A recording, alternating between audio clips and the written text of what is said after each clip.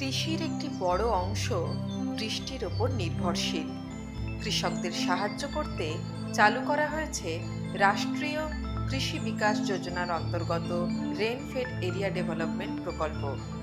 এর মূল লক্ষ্য হল কৃষিকে আরও ফলনশীল ও টেকসই করা, প্রাকৃতিক সম্পদ রক্ষা করা এবং কৃষকদের জীবিকা সুস্থায়ী করা।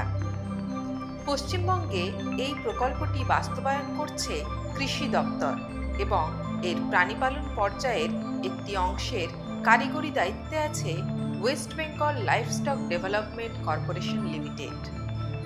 দীর্ঘ অভিজ্ঞতার ভিত্তিতে নিষ্ঠার সঙ্গে WBLDCL কৃষকদের মধ্যে 28 দিন বয়সী মুরগি ও হাঁসের বাচ্চা সঙ্গে এপিক ব্র্যান্ডের মুরগি ও হাঁসের খাবার বিতরণ করছে। এই সহায়তাগুলি কৃষকদের আয় বৃদ্ধি করতে, পুষ্টি উন্নত করতে এবং গ্রামকে আত্মনির্ভর করে তুলতে সাহায্য করবে বলে আশা করা হচ্ছে।